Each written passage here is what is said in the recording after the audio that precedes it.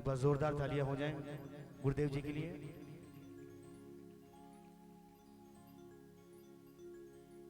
जय श्री राधे, जय श्री श्याम।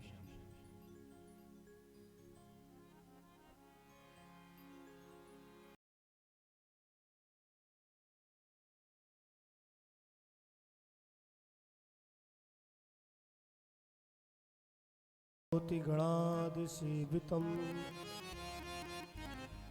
कपीतजम्बू फलचारभक्षणम्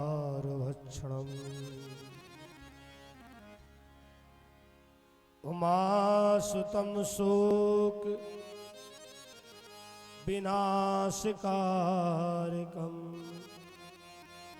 नमामि विघ्नेश्वर पादपङ्कजम्। गुरुर्ब्रह्मा गुरुर्विष्णु गुरुर्देवो महेश्वरः गुरुर्साक्षात् परब्रह्म तस्मै श्री गुरुवे नमः। ओम हौं जूं सा भूर्वा स्वत्रिमुखमजामहे सुगन्धिं पुष्टिवर्धनम् उर्वारुक्मि बन्धनान् मृत्योर्मुर्च्छीयमामृतात् भूर्भास्वरं जूं सा हौं ओम। समस्त देवी देवताओं की कृपा से कार्यक्रम बिल्कुल निर्विघ्न संपन्नता की ओर पहुंच गया है।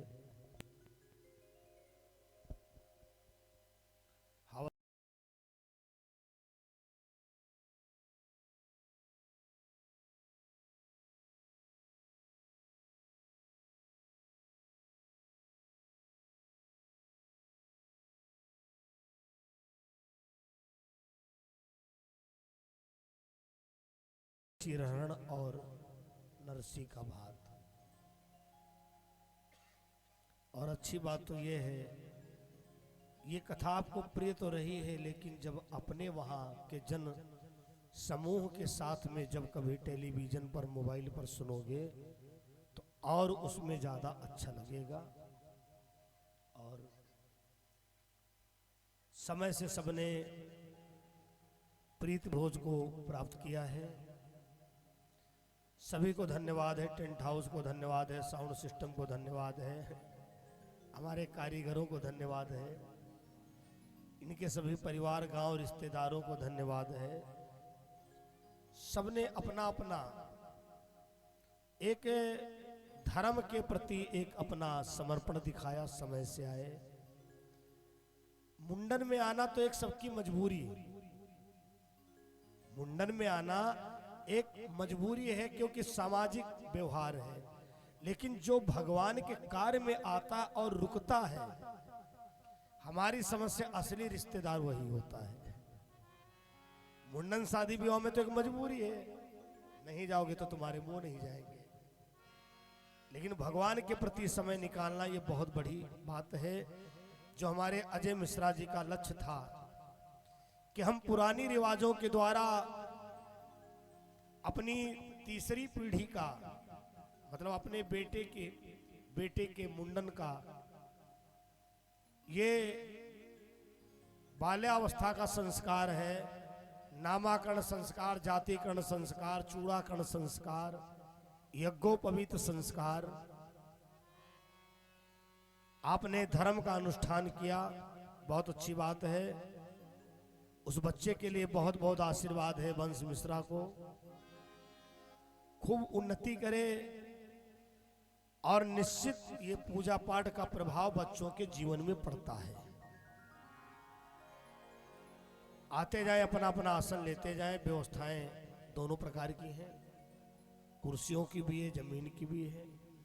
जिनको जमीन में बैठने में दिक्कत है वो निसंकोच कुर्सी का प्रयोग करें, और जिनको कोई दिक्कत नहीं है तो जरूर गद्दों का प्रयोग करें। आओ एक बार संकीर्तन कर ले और सीधे कथा से जोड़ा जाए।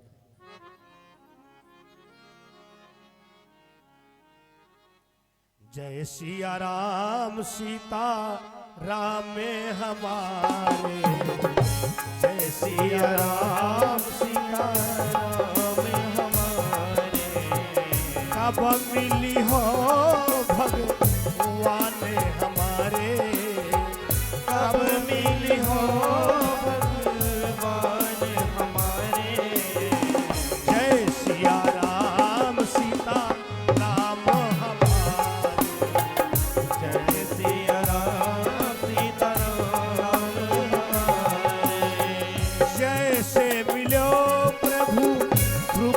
सुता को, जैसे मिलो प्रभु द्रुपद सुता को, जैसे मिलो प्रभु द्रुपद सुता को, जैसे मिलो प्रभु द्रुपद सुता को, खींचत चीर दुशासन हारो, खींचत चीर दुशासन हारो, जय सिया राम सीताराम।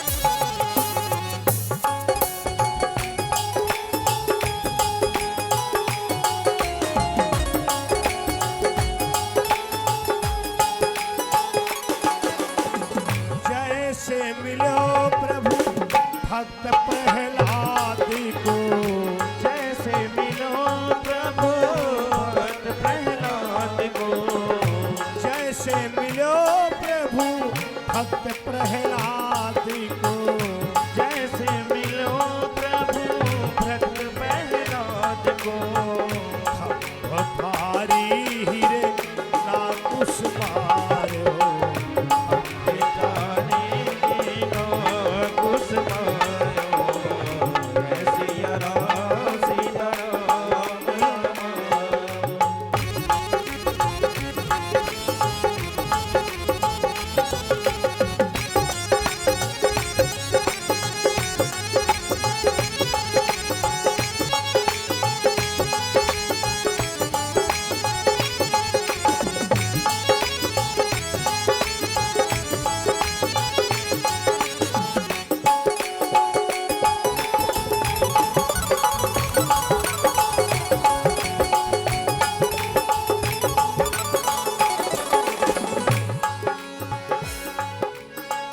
जैसे मिलो प्रभु बलि राजा को, जैसे प्रभु बलि राजा को,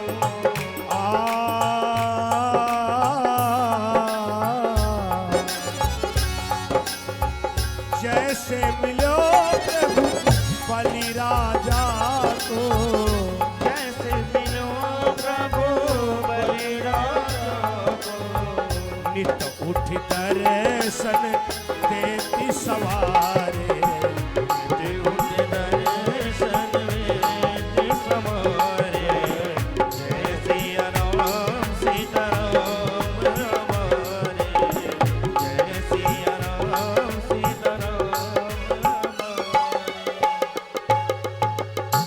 बोलो राजा रामचंद्र भगवान की।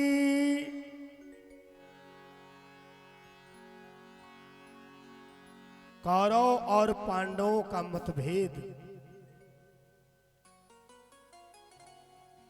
कहां तक पहुंचा दिया और द्रौपदी का क्षणिक हंसना जीवन के लिए कितना बड़ा दुखदाई बन गया। एक बार धर्मराज के मन में आया कि हम भी यज्ञ करें, और यज्ञ करने के लिए धर्मराज भगवान कृष्ण के पास में गए। केशव, हम यज्ञ करना चाहते हैं। भगवान कृष्ण ने कहा, धर्मराज ये तो बहुत अच्छी बात है। धर्मराज ने कहा, प्रभु बस एक चिंता का विषय है, कहीं ऐसा ना हो कौरवा हमारी यज्ञ में विघ्न डाल दे। भगवान बोले, उसकी क्यों चिंता करते हो?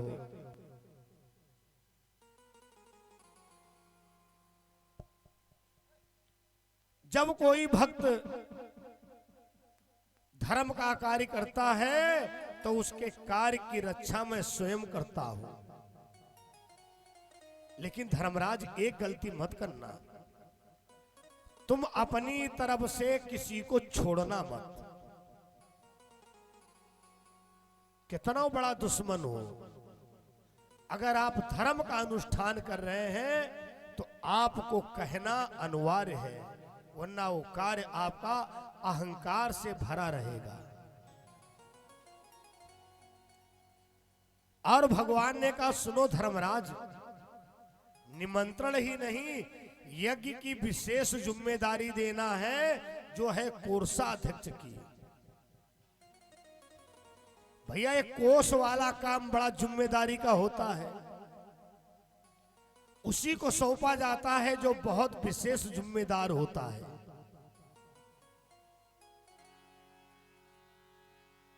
दुर्योधन की भुजाओं पर लक्ष्मी का निवास है, इसलिए भगवान ने कहा कि कोषाध्यक्ष दुर्योधन को बना दो। निमंत्रण लिखा गया। भैया दुर्योधन, सभी देवी देवताओं की कृपा से हम यज्ञ करने जा रहे हैं, और जिसका कोषाध्यक्ष मैं तुमको बना रहा हूं। अब जैसे निमंत्रण पहुंचा तो दुर्योधन सोचता है, हाय हमारे टुकड़ों पर पलने वाला यज्ञ करने जा रहा है। और उधर भगवान ने क्या किया, विश्वकर्मा जी से कहा, विश्वकर्मा जी यज्ञ परिसर का डेकोरेशन कुछ अलग तरीके का होना है। विश्वकर्मा ने कहा, कैसा होना है? भगवान बोले, जो यज्ञ में गड़बड़ी करने वाले आए वो यज्ञ गेट के अंदर ना पहुंच पाए। तो विश्वकर्मा ने कहा, प्रभु ये हम में कहां क्षमता है, ये तो आप में क्षमता है। हानि लाभ, जीवन मरण, जस और अपजस सब आपके हाथ में है। भगवान मुस्कुराए, कहा, विश्वकर्मा तुम्हारे अंदर कभी अहंकार नहीं आता है। तो सुनो, मेरा आदेश है, उस यज्ञ परिसर का डेकोरेशन ऐसा होना चाहिए, जो यज्ञ में गड़बड़ी करने आए तो उनको उल्टा नजर आवे। जहां पर रोड हो तहां पर तालाब दिखाई पड़े, जहां पर तालाब हो तहां पर रोड दिखाई पड़े। अब इधर तो यज्ञ की सजावट हो गई है, और उधर कौरव दल के लोग खिचड़ी पकाते चले आ रहे हैं। शकुनी ने कहा, भांजे देखो ये लोग कितने चालाक निकले, हम लोग खाने भर का भेजते थे और उसी में से बचा के यज्ञ करने जा रहे हैं। दुर्योधन ने कहा, मामा चिट्ठी में शायद आपने ध्यान नहीं दिया है, कोषाध्यक्ष हमको ही बनाया है। अरे शकुनी ने कहा, भांजे फिर क्या है, जो 10 रुपया मांगे उसको 100 की नोट पकड़ाओ। बस जैसे यज्ञ परिसर के पास पहुंचे, सब तो चले गए और दुर्योधन की रोशनी चेंज हो गई। अरे आगे तो गड्ढा है, यद्यपि रोड थी, और जिधर बढ़िया डामर रोड दिख रही है, जैसे पांव बढ़ाया तो पैर भीग गया। दुर्योधन ने कहा, ये क्या चक्कर है, ये जरूर छलिया किशन ने कुछ जाल बिछाया है। अब कहे तो किससे कहे, हमारी आंखें बता रही बढ़िया रोड है और हम खड़े पानी में। किसी से अगर कहूंगा तो यही कहेगा दुर्योधन पागल हो गया। और आगे कदम बढ़ाया तो गांठी तक पानी आ गया, कमर तक पानी आ गया, गले तक पानी आ गया। द्रौपदी नहीं अपने को रोक पाई, बहुत जोर से हंसी। धर्मराज ने जब पावन शुभ यज्ञ का है अनुष्ठान किया, अंधों के अंधे होते हैं द्रौपदी ने अपमान किया।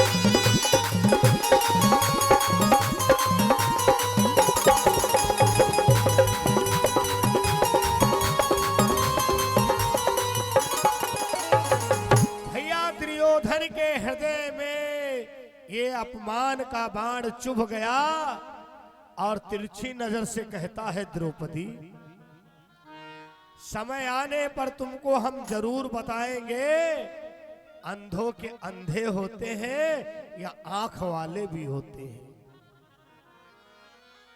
दुर्योधन चला आया, उधर यज्ञ संपन्न हुआ।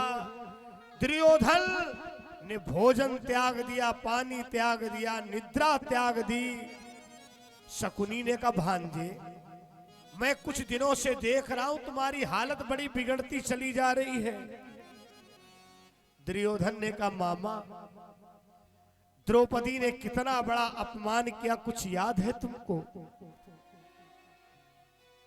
शकुनी ने कहा, अगर एक बार महाराज धृतराष्ट्र आज्ञा दे दे तो ऐसा बदला लूं कि दुनिया की हर स्त्री एक बार हंसने के पहले सोचेगी।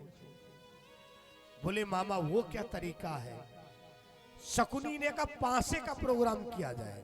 और धर्मराज पांसे के बड़े शौकीन हैं और तेरे मामा के पांसों में ऐसा जादू है, मैं जिधर चाहूंगा दांव उधर ही गिरेगा। अब क्या चिट्ठी लिख करके भेजा, भैया धर्मराज, पांचों भैयाओं सहित हमारे वहां आमंत्रित हो, आज की रात हम लोग पांसा खेलेंगे। धर्मराज ने विचार किया, अगर नहीं जाऊंगा तो दुर्योधन के दिमाग में रहेगा कि दुश्मनी की वजह से नहीं आए। अपने चारों भैयाओं को लेकर के भगवान दुर्योधन की सभा में आए। अब भैया पूरी सभा की मुस्कुराहट बदल गई। शकुनी ने कहा, धर्मराज तुम पांचों भैयाओं बिना ये खेल बिल्कुल अधूरा था। दुर्योधन बोला, पहला दांव भैया धर्मराज लगाएंगे। धर्मराज ने बड़ी नम्रता से कहा, नहीं दुर्योधन, वैसे किस्मत का मारा हूं, तुझे क्यों हंसी कराते हो।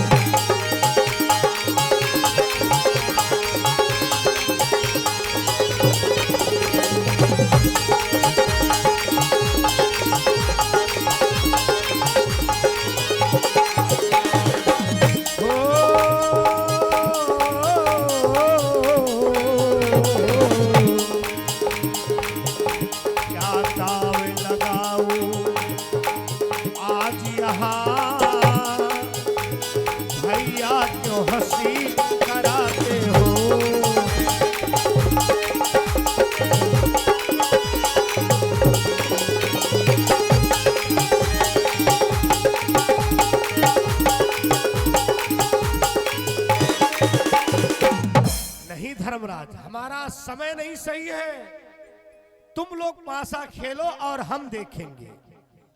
दुर्योधन ने कहा, ये तो दिल दुखाने वाली आपने बात कर दी। पहला दांव आप लगाओगे। धर्मराज बड़े धर्म संकट में पड़े हैं और पहला दांव लगा दिया, अपने हिस्से का राज। लेकिन वारे शकुनी के पासा दांव दुर्योधन की ओर गिरा। चारों भैयाओं ने कहा, भैया धर्मराज अब यहां से चल दो। दुर्योधन ने कहा, अब तो अगले वाले दांव पर दांव लगा रहा हूं, अगर तुम जीत गए तो ये दांव तुम्हारी तरफ। अपने भैयाओं के हिस्से की राज लगा दी, वो भी दांव जीत लिया। चारों भैयाओं ने कहा, भैया अभी कुछ नहीं बिगड़ा है। अरे दुर्योधन ने कहा, धर्मराज एक दांव पर दो दांव लगा रहा हूं,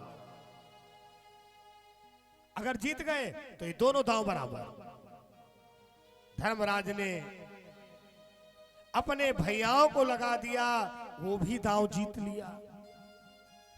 चारों भैयाओं ने कहा, अभी कुछ नहीं बिगड़ा है, भैया धर्मराज जुआ से उठ जाओ। दुर्योधन ने कहा, उठेंगे कैसे, ये धर्मराज है, क्या अपने भाइयों को हार के चले जाएंगे? धर्मराज के दिमाग में आया ना हो पंचाली को लगा दे, अपने को लगाया, वो भी दांव हार गए। द्रौपदी को लगाया, जब वो भी दांव हार गए, अब दुर्योधन ने लंबी सांस लिया। भैया दुशासन, जाओ द्रौपदी को राजसभा में लेकर के आओ। आज उसे ये बताना है कि अंधों के अंधे होते हैं या आंख वाले भी होते हैं।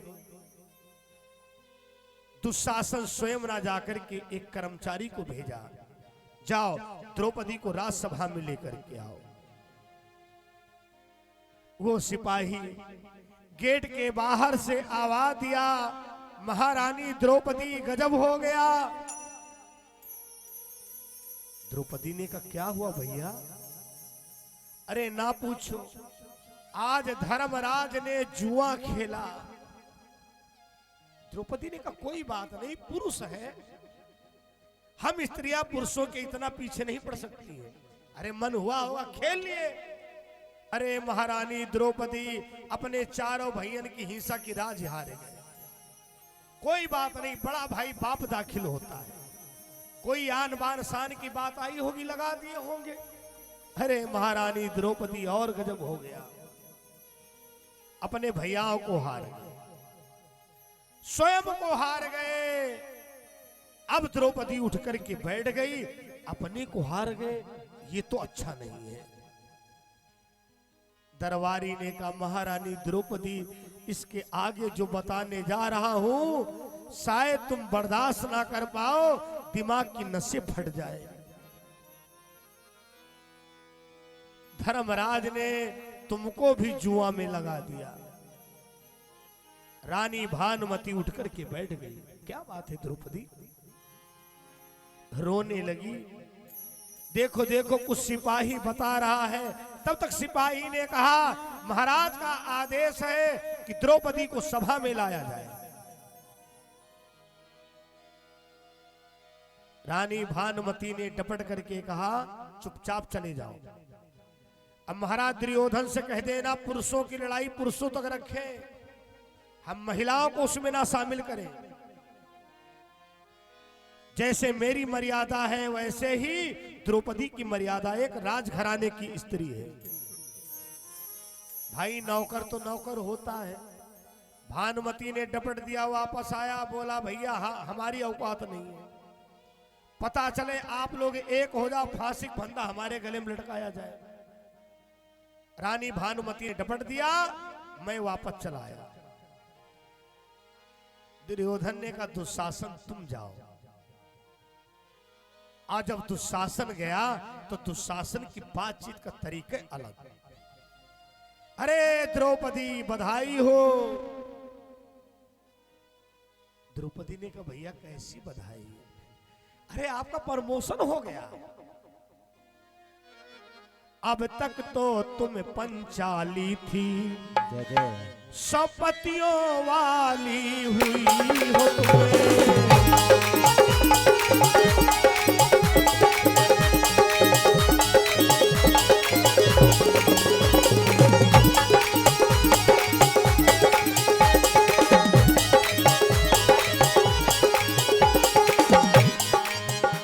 अभी तक तो तुम पंचाली थी, सपतियों वाली हुई हो तुम्हें। अब तक पांडवों की रानी थी, कौरवों की रानी बनी हो तुम्हें।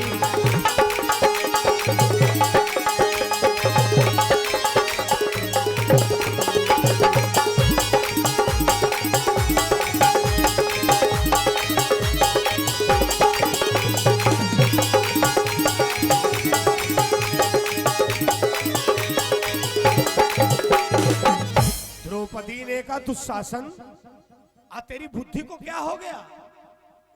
अरे बड़ी भौजाई मां के दाखिल होती है, ऐसी हंसी मजाक नहीं करते। दुशासन ने कहा सुनो भैया, दुर्योधन ने दांव जीता है, तुम्हारे पांचों पति इस समय गुलाम है, गुलाम। अब भैया दुर्योधन ने कहा द्रौपदी ऐसे ना आए तो बाल पकड़ के घसीट के लाना।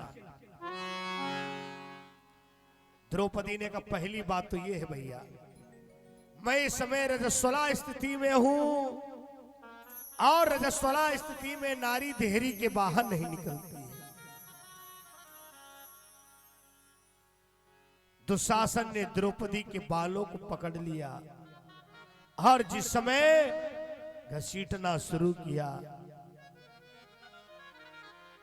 द्रौपदी ने रो करके कहा ताती चलती हो ताती चलती, ताती चलती हूँ जरा सांस हमें ले दो। ताती चलती ताती चलती ताती चलती हूँ जरा श्वास हमें ले दो।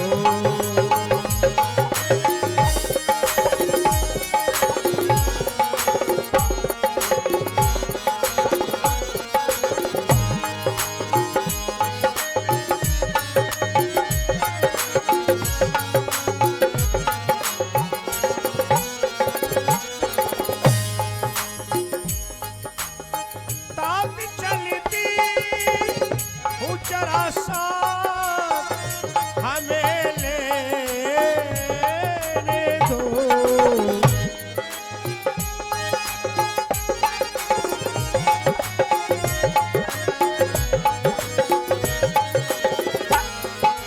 ताती चलती ताती चलती हूँ जरा सांस हमें ले दो। ताती चलती हूँ जरा श्वास हमें ले दो।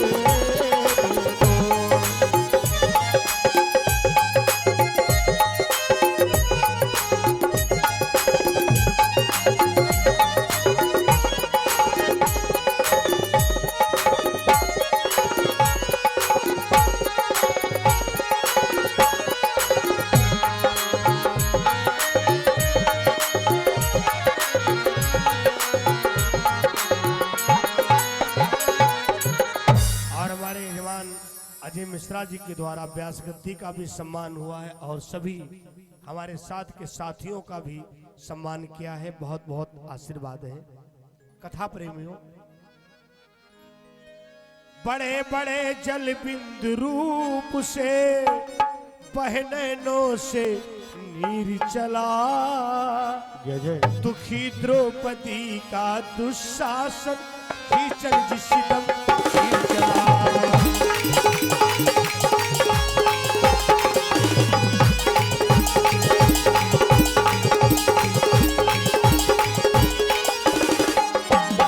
हो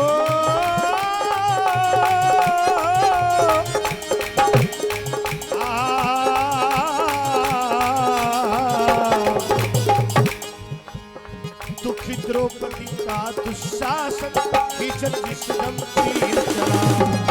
द्रौपदी का दुशासन खींचन जिसदम तीर चला।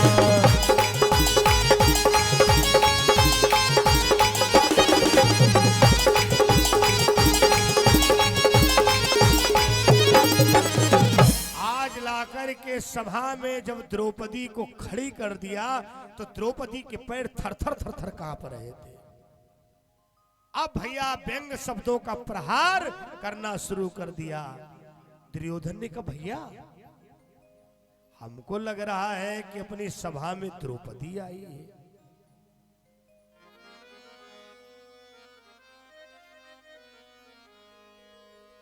तब तक एक ने कहा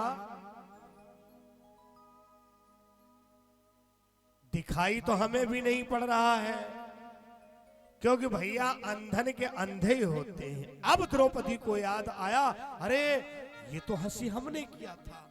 अरे भगवान, ये इतनी बड़ी बात अभी अपने दिल में रखे हैं।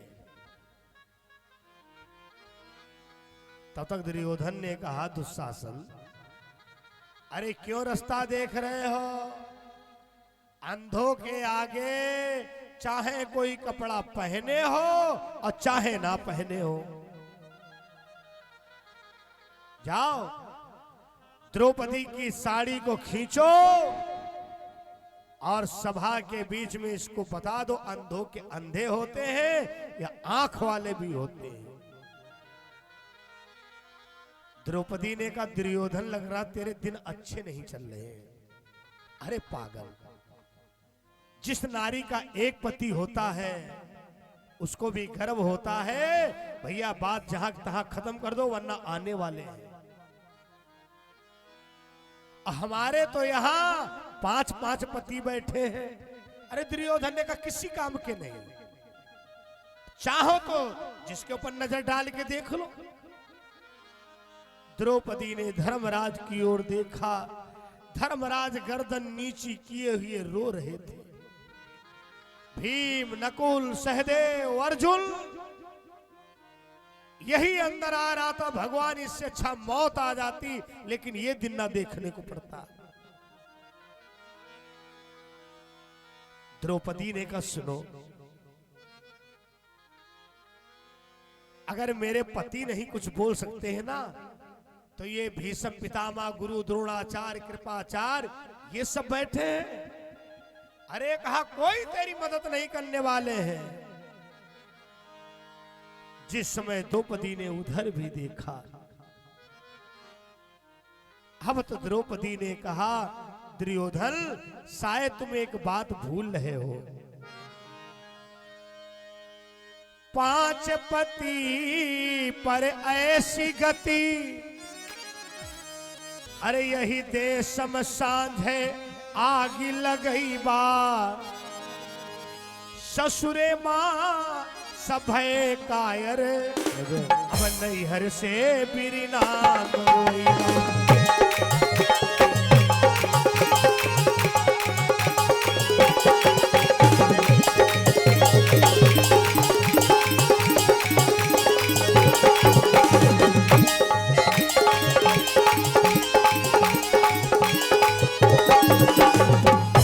5 पति पर ऐसी गति, यही देश में सांझे आगी लगई बा। ससुरे माँ सभय कायर, अब नैहर से बिरना मंगी वही। द्रौपदी ने जब सभा की ओर देखा, खींचल सारी उघारी दे दे, बिठाई दे जंग कहे सब संगा। सोह नहीं तो ही के जो बिना, का पतो जो तनु देखी है नंगा। हे भगवान, क्या ऐसा भी हो सकता है जहां पर बड़े बूढ़े बैठे हो और एक बहू के साथ ऐसा अत्याचार हो? गुरु द्रोणाचार्य की ओर देखा, भीष्म पितामह की ओर देखा। चिल्ला रही थी द्रौपदी, ये खींचो न साड़ी सभा के अधम, ये खींचो न साड़ी सभा के अधम।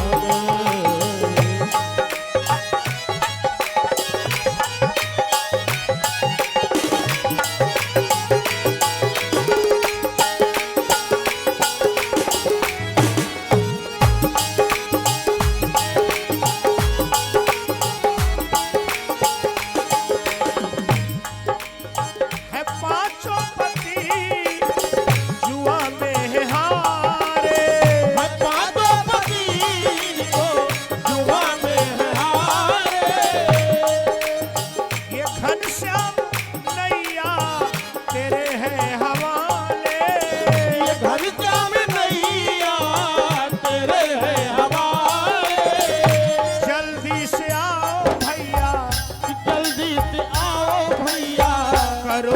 जतन, ये खींचो न साड़ी सभा के अधम, ये खींचो न साड़ी सभा के अधम।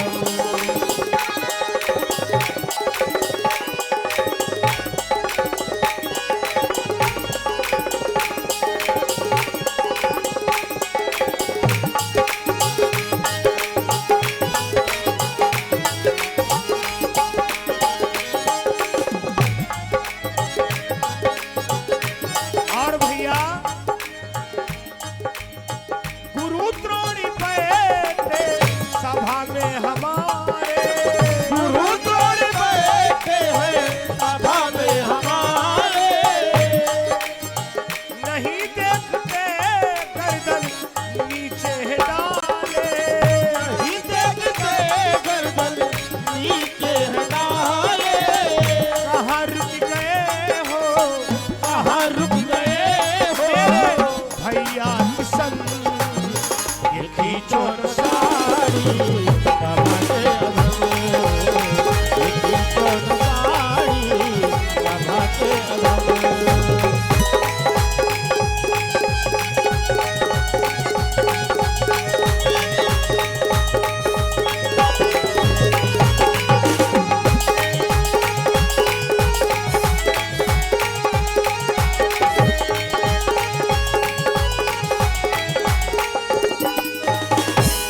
आज द्रौपदी जब यहाँ का कोई सहारा नहीं देखी, अब तो भगवान श्याम सुंदर को याद किया। भैया वैसे तुम रीत रिवाज में बहुत आगे हो, लेकिन एक विचार करो, जिस बहन की लाज सभा के बीच चली जाएगी, वो बहन कैसे तुम्हारे सामने पड़ेगी। सावन माँ लई हो घुंघरी, जरई हम तालम बोरबे नाही। जैसे सावन का महीना आता है, भैया इतनी घुंघरी भेद देते हो, पूरे हस्तिनापुर में नाम होता है। द्रौपदी को भैया रीत रिवाज में बहुत आगे। और भैया तुम्हें नहीं पता है, हम बहनें अपने भाई की लंबी आयु के लिए, जबकि सावन के महीने में वर्षा ऋतु होता है, चाहे बरस रहा हो गरज रहा हो, और बहन तालाब में जाकर के नारी में गांठी लगाती है और कह कर के आती है, हे ग्राम देवता, हे कुल देवता, मेरे भाई पर कोई आंच ना आए और अगले साल फिर मैं तुम्हारी पूजा करूंगी। और अगर आज तेरे बहन की लाज चली गई तो बताओ, ये बहन देहरी के बाहर निकलने वाली होगी।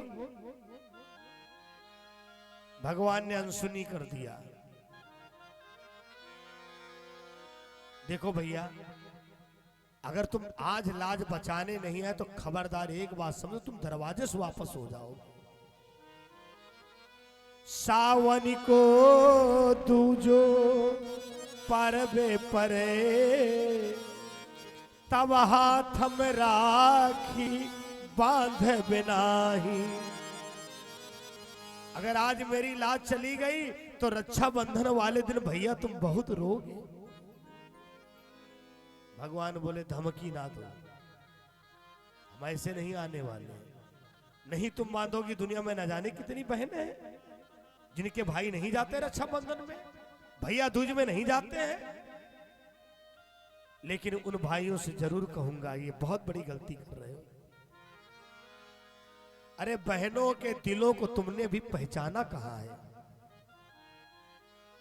साल में केवल 2 ही दिन तो तुम्हारे मांगती है, और तुम्हारे लिए पूजा पाठ तो सालों भर करती है। हमारे भाई पर कोई आंच ना आए, हमारे मायके पर कोई मुसीबत ना आए, और तुम एक अभागे ऐसे हो कि बहन को शर्मिंदा होना पड़ता है। कोई घर परिवार में कोई राखी बंधाने आता है, टीका लगवाने आता है, सोचिए उस बहन के ऊपर क्या बीतती है जिसका भाई रक्षाबंधन में भैया दूज में ना जाता हो।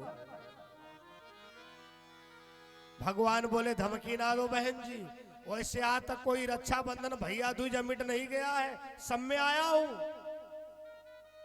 लेकिन अभी क्यों नहीं आ रहा हूं बहन जी तुमको नहीं पता है। द्रौपदी ने कहा अच्छा पूसौ मां लई हो खिचड़ी। भैया रीत रिवाज में कोई तुमको नहीं पा सकता है, हर त्योहार ही तुम लाते हो। सरी जाई पे गाठर छोड़ बेनाई। भैया तुम्हारे बोरा जो है सड़ जाएंगे, मैं खिचड़ी बंटवाने वाली नहीं हूं। कार्तिक की जब तुझ पड़े, हमें माथे में रुचना लगाव बेनाही। अगर आज नहीं आए तो याद रखना भैया दूज में बिना रुचना के तुम घूमोगे। भगवान बोले इसकी भी सर्दी गर्मी नहीं है। द्रौपदी ने विचार किया जब भैया से काम ना चले तो भौजाई को डील करो। इन बहनों में एक खास कला होती है, जब इन्हें कोई बड़ा नेंग लेना होगा ना, हाँ आगे पीछे भौजाई की लगी रहेंगी। अब भौजाई समझ जाती है कि अब की कोई बड़ा नेंग लेने वाली है। द्रौपदी ने भौजाई की बड़ाई किया। एक कन्हैया मुझे इतना विश्वास है रुक्मणी है पराए घर की जरूर, अगर उसके कान में पड़ गई तो तुमको धक्का मार के भेजेंगी। अब भाई एक प्रदुम्न ना रही है, अब ही पोतवा पोतवी अरु हुई है। और सुनो कुछ ऐसे काम है जो बिना बहनों के हो भी नहीं सकते हैं। पोतवा पोतवी अरु हुई है, और तब संवरी पुतावे वो दे तो ही का, तो ही भेजी के भौजी जरूर बोलई है। तौने दिना हमें जाई बिना, अरे पूरी खा भी तोहारे मनाई न पई है। तुम परवा तरवा छी हो, लेकिन संवरी बिना पुतले रही नहीं।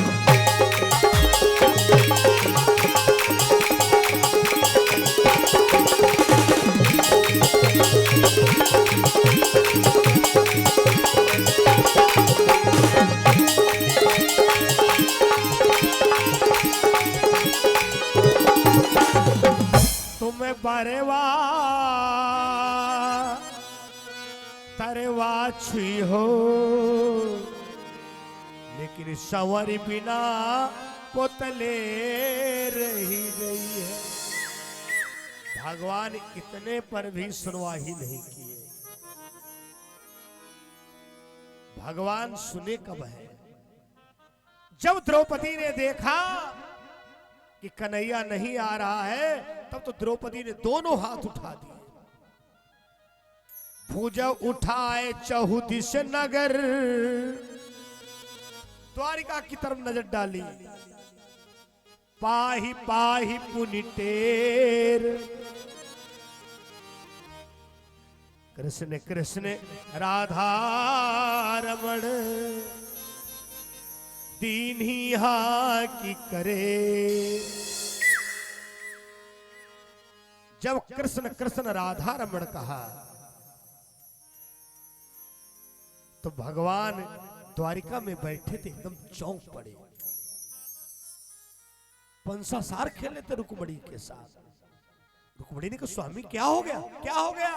अरे भगवान ने कहा रुक्मणी हमारी उंगली दर्द कर रही है, और वो उंगली दर्द कर रही है जिस उंगली में हमारी रानियां पुराना कपड़ा ढूंढ रही थी। अब बहन द्रौपदी जो नई साड़ी पहने थी फाड़ के बांध दिया था। बहिया फरकी अंगुरी करकी, अब चक्र सुदर्शन मान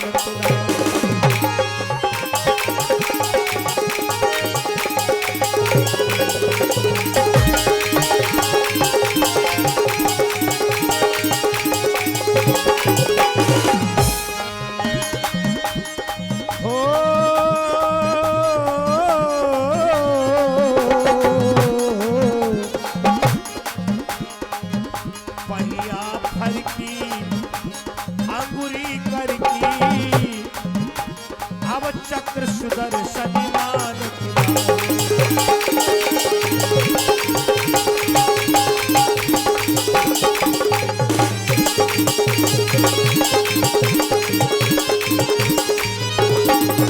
भगवान जैसे बैठे थे उठ के खड़े हो गए और कहते हैं रुकमणी कैसे नाही जईबा हमका द्रौपदी बुलावत हुई है कैसे नाही जइबा हमका द्रौपदी बुलावत हुई है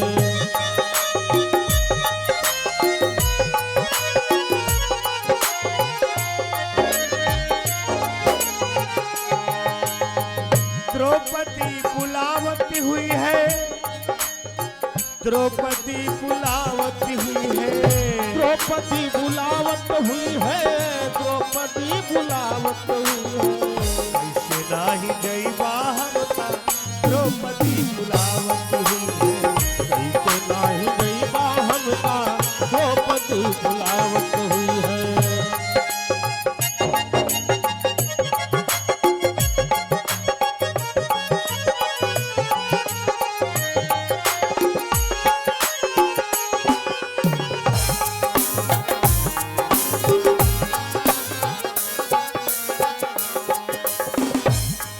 बहू के खंभा महिया पांचों पति बांधे हुई है हर महू के खंभा मैया पांचों पति बांधे हुई है वहाँ उनके कोई नहीं हमका बुलावत ही है वहाँ उनका कोई नहीं हमी का बुलावत हुई है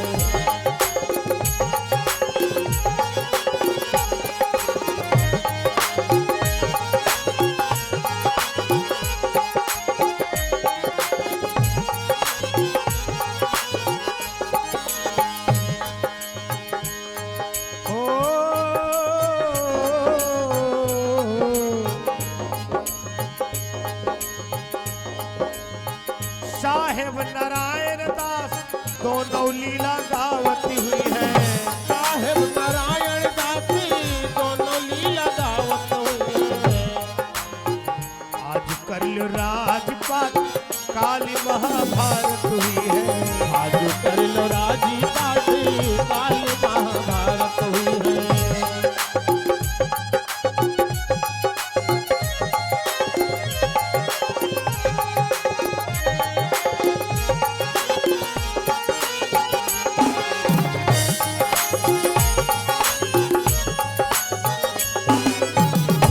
भगवान नंगे पैरों से भाग पड़े गरुड़ जी महाराज मिल गए गरुड़ जी ने कहा प्रभु कहां जा रहे हो भगवान बोले साथ में आओ समय बहुत कम है हमारी बहन द्रौपदी के पर संकट है अरे सरकार हमारी पीठ पर बैठो हम आपको अभी द्वारी हस्तिनापुर पहुंचा दें भगवान बोले पहले ये बताओ तुम्हारे मीटर में क्षमता कितनी है स्पीड की अरे बोले महाराज ना पूछो कहिले गरुड़ मोरी पिठिया संभाल धरो हमारी चारी पंख आकाश में उड़ाई देव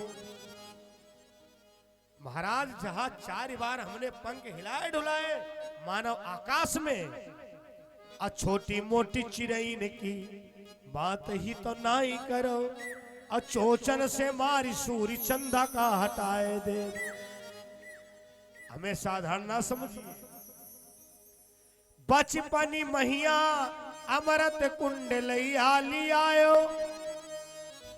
आज ही जवनिया जवनिया दिखाए देव विनीता का पुत्र मोहे जान ले कन्हई आज तो हे द्रौपदी के पास पल में पहुंचाए देव भगवान बोले अगर इतनी स्पीड है तो भाई चलो ठीक है इधर भगवान गरुड़ पर सवार हुए और उधर आज इतनी देर क्यों तुमको मुरारी हो रही, आज इतनी देर क्यों तुमको मुरारी हो रही हो।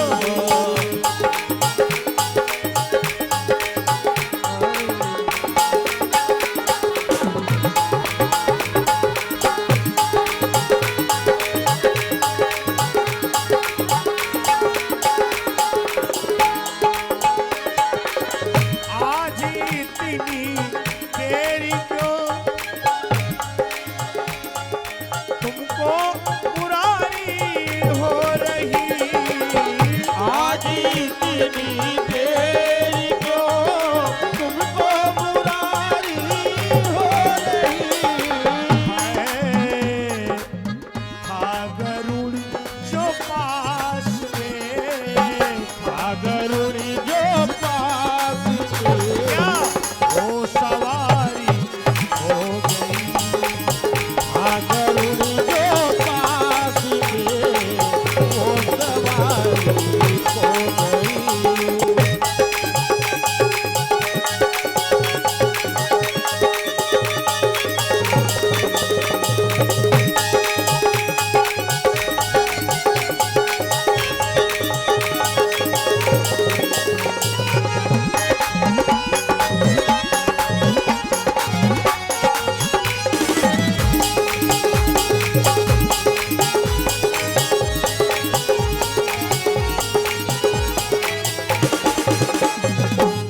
जैसे भगवान को सुनाई पड़ा, भगवान ने गरुड़ सवारी को छोड़ दिया और जो गले में नीलांबर पड़ा था उसको फेंक दिया। आसमान की ओर निहारी रही, तब तीन विमान पड़े हैं दिखाई। आकाश मंडल की ओर द्रौपदी देख रही है। यहां देखे तो क्या देखे, पांचों पति सर झुकाए, जो बड़े बूढ़े वो भी गर्दन नीची डाले। ऐसी स्थिति में तो परमात्मा के सिवा कौन हो सकता है। आसमान की ओर निहारी रही, तब तीन विमान पड़े हैं दिखाई। आगे नीलांबर और पीछे कन्हाई, और गरुड़े महाराज पिछारे। देखा भगवान श्याम सुंदर का नीलांबर आगे आगे आ रहा है, उसके पीछे भगवान कृष्ण आ रहे, सबसे पीछे गरुड़ महाराज पंख फुलाते हुए चले आ रहे हैं। अच्छा, इतनी पुकारे जो बहन लगावे, अब भैया एक झोरो लेके ना आवे। अब सोचो बहन को कितना गुस्सा आएगा। द्रौपदी का गुस्सा ना जायज था, जैसे कन्हैया को देखा, अरे अब पूछो ना।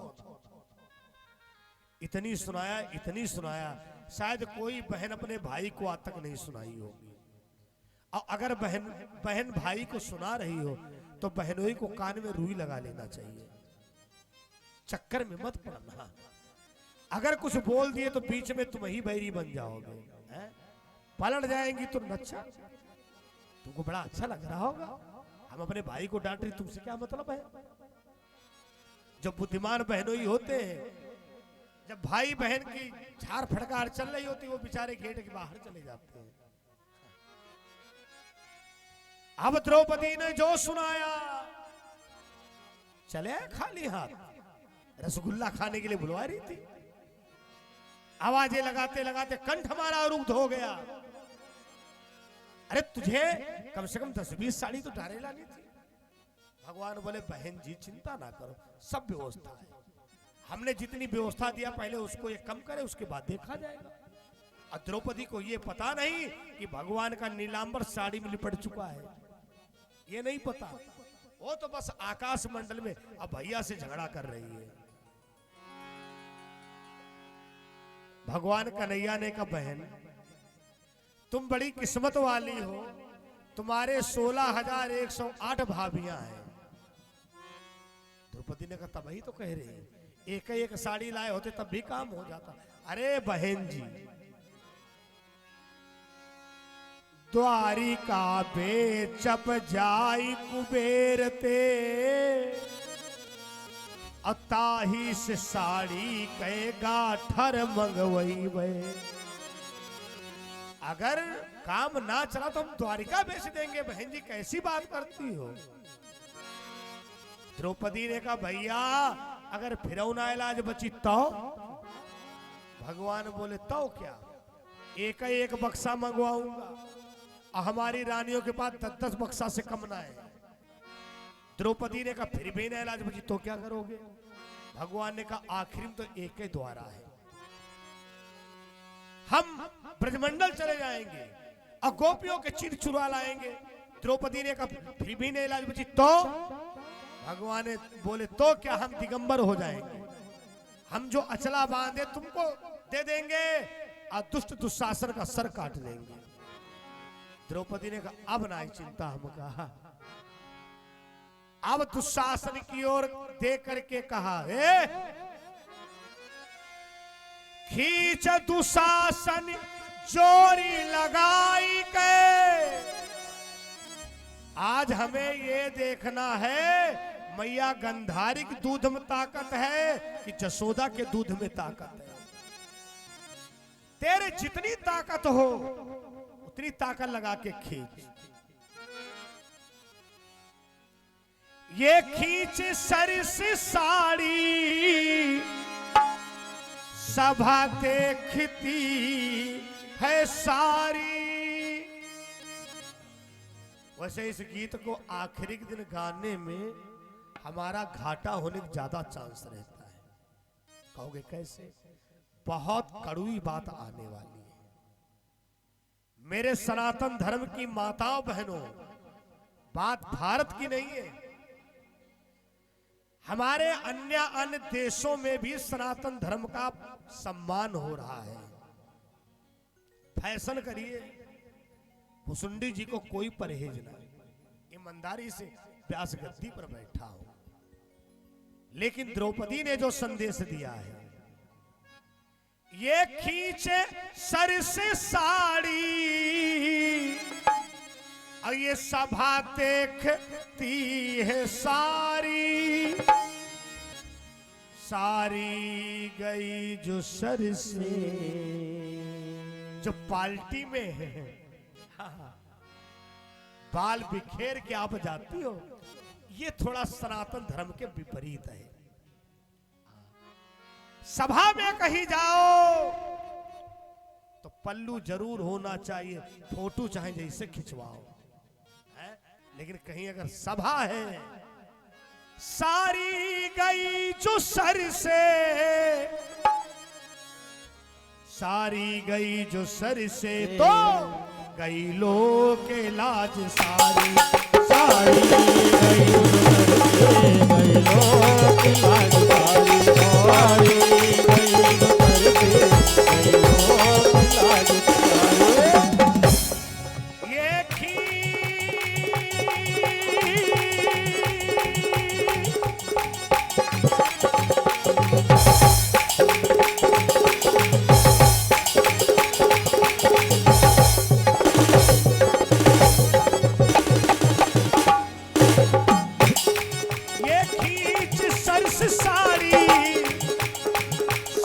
ये देखती है सारी।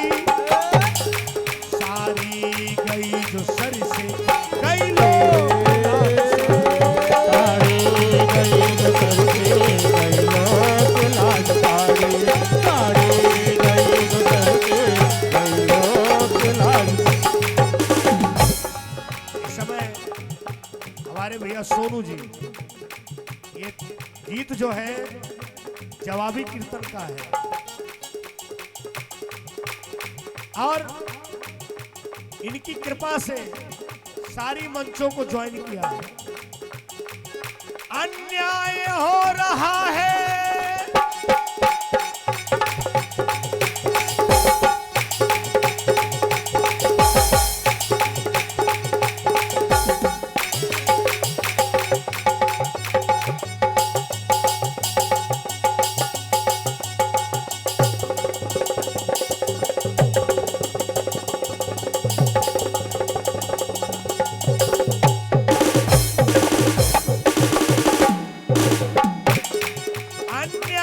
हो रहा है, क्या ये हो रहा है, नारी के साथ कैसा अन्याय हो रहा है, नारी के साथ कैसा अन्याय हो रहा है, नारी के साथ कैसा अन्याय हो। द्रौपदी ने कहा भैया इन लोगों ने कोई कसर नहीं रखी है। कवियों ने बड़ा सुंदर भाव लिखा है,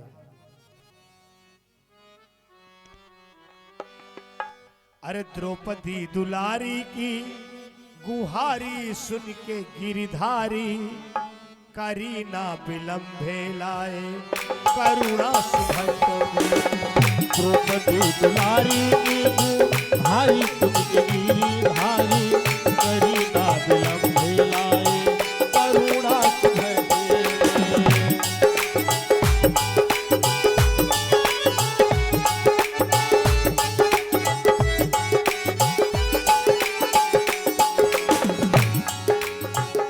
द्रौपदी दुलारी की गुहारी सुन के गिरधारी, करीना विलंब लाए करुणा सुभट में। जौन चीर गोपिन के चुराए हरि चोरी चोरी, वही चीर लेने लागे द्रौपदी की।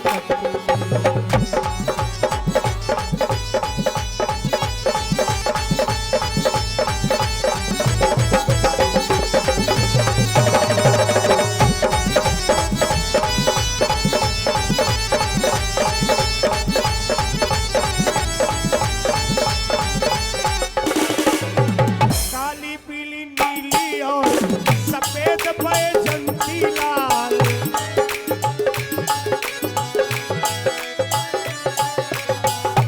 और तेरी बहू तेरी शिव द्वारिका से लाए हैं। जौन चीर गोपिन के चुराए हरि चोरी चोरी, वही चीर देने लागे द्रौपदी की पत्नी।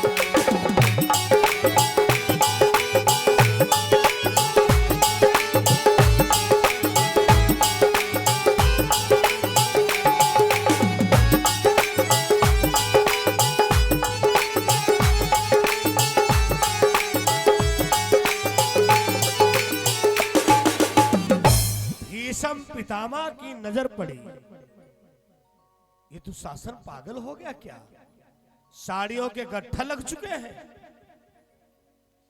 भीष्म पितामह उठ के खड़े हो गए, कहा दुशासन आंखें खोल। द्रौपदी नहीं, आज हम कह रहे तुम अंधे हो। अरे एक नारी कितनी साड़ियां पहन के आए, कोई से एडवांस में तो सूचना थी नहीं। यहां भगवान आ चुका है और सबके सब मारे जाओगे। अब दुशासन को भी होश आया, भीष्म पितामह बात तो सही कह रहे हैं। शांत होके बैठ गया और भगवान प्रकट हो गए। द्रौपदी लिपट करके रोने लगी, भैया अगर आज ना आते तो मेरी लाज चली जाती। भगवान बोले आते क्यों ना, बैंक में विड्रॉल वही भर सकता है जिसने कभी जमा किया हो, और जिसने कभी जमा ही ना किया हो, खाता ही ना खुलवाया हो। अब बैंक में पहुंच जाए बाबूजी, वो कहेगा तुम्हारा खाता नंबर क्या है, आईडी नंबर क्या है। बहना तेरा हमारे ऊपर इतना कर्जा है, ये ब्याज हम अदा कर पाए हैं, मूलधन बाकी है। भगवान ने कहा द्रौपदी मांगो, और द्रौपदी ने क्या मांगा है, केस घसीटती गैलत मोर, तबहु अष्ठान कथा नब नाही, लोहुन में दुशासन के, जब तक यही केसिया सा नब नाही, ई बरवा तरवा छुई है, लेकिन तब हम जूड़ा बांधब नाही, लोहन में दुशासन के जब तक हम के सियासान नहीं। भगवान बोले तथास्तु। भगवान इसी प्रकार अपने भक्तों की लाज बचाया करते हैं। अगर तुमने किसी की मदद किया है, समय आने पर तुमको मदद जरूर मिलेगी। जय सिया राम सीता राम हमारे, जय सिया राम सीता राम हमारे।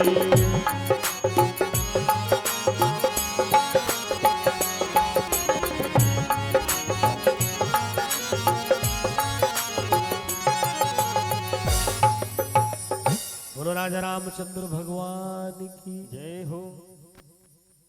श्री राधे। कुछ दानवीर भक्तों के नाम इस प्रकार हैं।